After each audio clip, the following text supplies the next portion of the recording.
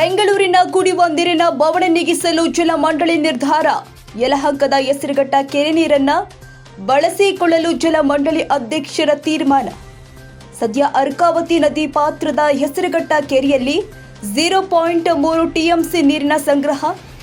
ಹೆಸರುಘಟ್ಟ ಕೆರೆ ನೀರನ್ನ ಬಳಸಿಕೊಳ್ಳುವ ಜಲಮಂಡಳಿ ನಿರ್ಧಾರದ ವಿರುದ್ಧ ಯಲಹಂಕ ರೈತರ ಆಕ್ರೋಶ.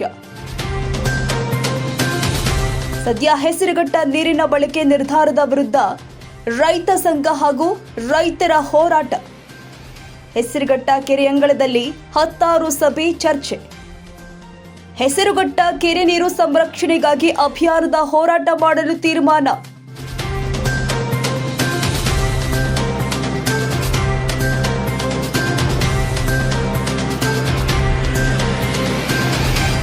ಸುತ್ತಮುತ್ತಲಿನ 40 ಹಳ್ಳಿಗಳ ಅಭಿಯಾನದಲ್ಲಿ ಭಾಗವಹಿಸುವ ಭರವಸೆ. ರೈತ ಹೋರಾಟದ ಸುಳಿವು ಅರಿತ ಯಲಹಂಕ ತಾಲೂಕು ಆಡಳಿತ ಹೋರಾಟ ಮಾಡದಂತೆ ರೈತರು ಮತ್ತು ರೈತ ಸಂಘದ ಜೊತೆ ಚರ್ಚೆ ನಡೆಸಿದ್ದಾರೆ ಯಲಹಂಕ ತಹಶೀಲ್ದಾರ್ ಅನಿಲ್ ಕುಮಾರ್.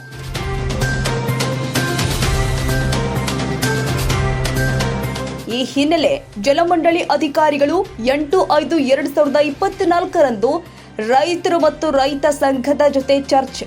ಜಲಮಂಡಳಿ ಅಧ್ಯಕ್ಷರು ಮತ್ತು ರೈತ ಮುಖಂಡರ ಸಭೆ ಯಶಸ್ವಿ.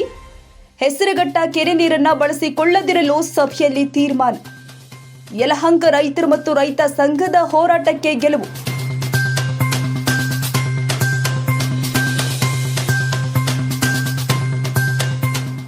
ಯಲಹಂಕದ ಹೆಸರುಘಟ್ಟ ಕೆರೆ ನೀರು ಉಳಿಸುವ ಹೋರಾಟಕ್ಕೆ ಕೈ ಜೋಡಿಸಿದ ಎಲ್ಲರಿಗೂ ಧನ್ಯವಾದ. ಯಲಹಂಕ ರೈತರು ಮತ್ತು ರೈತ ಸಂಘದ ಪದಾಧಿಕಾರಿಗಳ ಹೋರಾಟಕ್ಕೆ ಜಯ. ಹೋರಾಟಕ್ಕೆ ಸಹಕರಿಸಿ ಯಶಸ್ವಿಗೊಳಿಸಿದ ಪ್ರತಿಯೊಬ್ಬರಿಗೂ ಧನ್ಯವಾದ ಸಮರ್ಪಿಸಿದ ನಂಜುಂಡಪ್ಪ. ರಾಜ್ಯ ರೈತ ಸಂಘ ಹಸಿರು ಸೇನೆಯ ಕಾರ್ಯದರ್ಶಿ ನಂಜುಂಡಪ್ಪ. ಶ್ರೀ ಜ್ಯೋತಿ ಶಾಲೆಯ ಜ್ಞಾನ ಮಂದಿರ, ಶ್ರೀ ಚೌಡೇಶ್ವರಿ ಹಾಗೂ ಎಡಗುಂಜಿ ಮಹಾಗಣಪತಿ ದೇವರ ಆರಾಧಕರು ನಮ್ಮಲ್ಲಿ ದೇವಾಲಯ ಪ್ರತಿಷ್ಠಾಪನೆ, ಗೃಹ ಪ್ರವೇಶ, ಮದುವೆ, ನಾಮಕರಣ, ವಿಶೇಷವಾಗಿ ಶ್ರೀರಂಗಪಟ್ಟಣದಲ್ಲಿ ಅವಿವಾಹಿತರಿಗೆ ಕದಲಿ ವಿವಾಹ, ಕುಂಭ ವಿವಾಹ ಹಾಗೂ ಮೋಕ್ಷನಾರಾಯಣ ಬಲಿಯನ್ನ ಮಾಡಿಸಿಕೊಡಲಾಗುತ್ತೆ. ಅಷ್ಟೇ ಅಲ್ಲದೆ ಜಾತಕ ವಿಶ್ಲೇಷಣೆ, ವಧುವರ ಸಾಲವಳಿ, ಜನ್ಮಪತ್ರಿಕಾ ರಚನೆ, ಕೈಬರಹ ಜಾತಕವನ್ನ ಬರೆದುಕೊಡಲಾಗುತ್ತೆ. ಈ ವಿಳಾಸಕ್ಕೆ ಒಮ್ಮೆ ಭೇಟಿ ಕೊಡಿ. ವೇದರತ್ನ ಶ್ರೀ ಗೌತಮ್ ಶರ್ಮಾ ದೇವಿಯ ಆರಾಧಕರು, ಶ್ರೀ ಜ್ಯೋತಿ ಶಾಲೆಯ ಶ್ರೀ ಸಿದ್ದೇಶ್ವರ ಸ್ವಾಮಿ ದೇವಾಲಯ ಮುಂಭಾಗ, NMH ಪಾರ್ಕ್ ಹತ್ತಿರ, ಸಿಡೇದಹಳ್ಳಿ, ನಾಗಸಂದ್ರ ಅಂಚೆ, ಬೆಂಗಳೂರು 560073. ದೂರವಾಣಿ ಸಂಖ್ಯೆ 9886648135 ಹಾಗೂ 9844351356.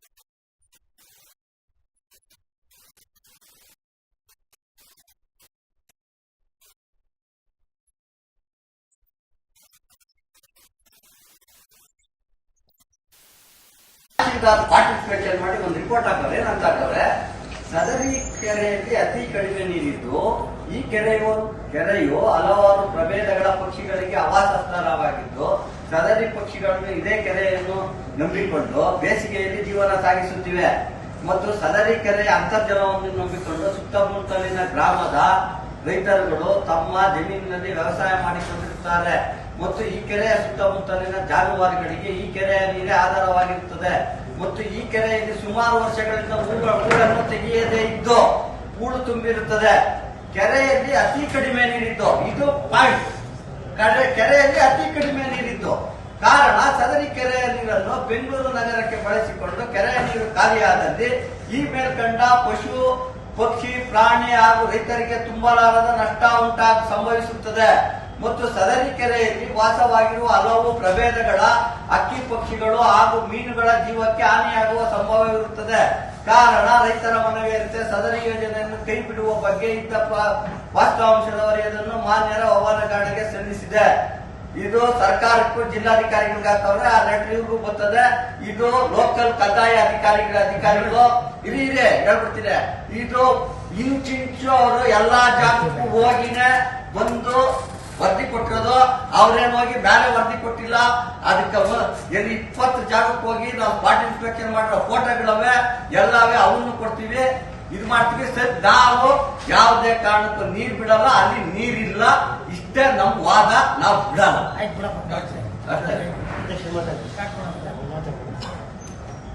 9,000 ಚೀಲ ಅಂತ ಹೇಳಿದ್ರೆ ಕೇಳಿಸ್ತದೇನಪ್ಪ? 9,000 ಚೀಲ ಅಂತ ಹೇಳಿದ್ರೆ ನಮ್ಮ ಹತ್ರ ದಯವಿಟ್ಟು ಅಲ್ಲಿ 9,000 ಚೀಲ ಅಕ್ಕಿನೇ ಇಲ್ಲ. ನಿಮ್ಮದು ಲೆಕ್ಕನೇ ತಪ್ಪು, ಲೆಕ್ಕಾಚಾರನೇ ತಪ್ಪು. 9,000 ಚೀಲ ಇಲ್ಲ ರೀ, ನನಗೆ ಗೊತ್ತು. ಆಮೇಲೆ ಊಳಿನ ಪ್ರಮಾಣ ಎಷ್ಟದೆ? ನಾವು ನಿನ್ನೆ 18,000 ರೂಪಾಯಿ ಖರ್ಚು ಮಾಡಿ ಪೆನ್ ಡ್ರೈವ್ ಮಾಡ್ಕೊಂಡು ಬಂದಿದ್ವಿ.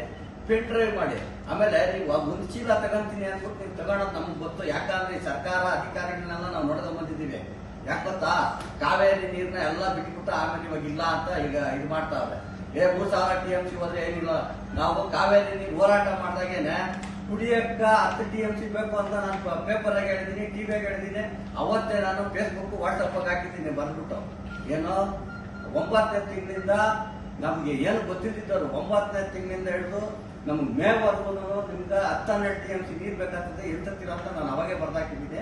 ಆದ್ರೂ ನಿಮ್ಮ ಕಂಟ್ರೋಲ್ ಮಾಡಿಲ್ಲ, ವಾದ ಮಾಡಿಲ್ಲ. ಅದು ಇರೋ ನೀರು ಬಿಟ್ಬಿಟ್ಟು ಇವಾಗ ಅಲ್ಲಿ ಗೊಚ್ಕೊಟ್ ನೀರು ಅದು ನೀವೇನು 9 ಚೀಲ ಅಂತ ಹೇಳಿದ್ರಲ್ಲ, 9,000 ಚೀಲ 9,000 ಚೀಲ ಅಕ್ಕಿ ಇರೋದು ನಮ್ಮ ಹತ್ರ ಎಲ್ಲ ಕೊಟ್ಟೋಗಿರೋ ಅಕ್ಕಿ, ಎಲ್ಲ ತಿನ್ನಕ್ ಹಾಕಿದ ಅಕ್ಕಿ. ಆ ಅಕ್ಕಿಗೂ ಬಂದಿದ್ದೀರಾ ಅಂದ್ರೆ ನಮ್ಗ ಬಹಳ ಅನ್ಯಾಯ ಮಾಡ್ತಾ ಇದ್ದಾರೆ.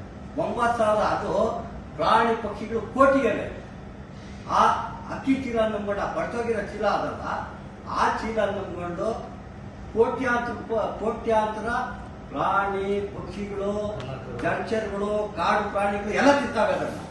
ನೀವು ಆ 9,000 ಚೀಲ ಅಂತ ತಗೊಂಡ್ಬಿಡ್ತೀನಿ ಅಂದ್ಬಿಟ್ಟು ಬಂದ್ಬಿಟ್ಟು ಆ ಜಲಚರಗಳಿಗೆ ಏನ್ ಮಾಡ್ಬೇಕು, ಆ ಕಾಡು ಪ್ರಾಣಿಗಳಿಗೆ ಏನ್ ಮಾಡ್ಬೇಕು, ಆಮೇಲೆ ಆ ಸುತ್ತಮುತ್ತ ಇರೋ ದನಕರುಗಳಿಗೆ ಏನ್ ಮಾಡ್ಬೇಕು ಅವು ಮೇವು. ಆಮೇಲೆ ನೀವ್ ಹೇಳ್ತೀರಾ ಒಂದ್ಸರಿ 0.35 TMC ಹೇಳ್ತೀರಾ, ಒಂದ್ಸರಿ ಒಂದೊಂದರ ಮಾತಾಡ್ತೀರಾ. ನೀವು ಅಧಿಕಾರಿಗಳು ಏನ್ ಬೇಕಾದ್ರೂ ಮಾಡ್ಬೋದು. ಊರಿನ ಲೆಕ್ಕ ಏನಾರು ಹಾಕಿದ್ದೀರಾ ನೀವು? 0.3 TMC ಒಬ್ಬ 65 ಅಡಿ ಲೆವೆಲ್ ಬಂದಾಗ ಅವಾಗ ಅರ್ಧ ಕೆರೆ ನೀರು ಇರ್ತವೆ ಅದ್ರೊಳಗ. 65 ಅಡಿಯಿಂದ ಆಚೆಗೆ ಬರೋ ನೀರು ಅರ್ಧ ಕೆರೆ. ಇವಾಗ ಇರೋದಲ್ಲಿ 52 ನೀವು ಪೇಪರ್ ಸ್ಟೇಟ್ಮೆಂಟ್ 16ನೇ ತಾರೀಕು ಕೊಟ್ಟಿದ್ದಾದ್ಮೇಲೆ ಅವಾಗ 25 ಚೀಲ ಹಾಕಿ ಖಾಲಿ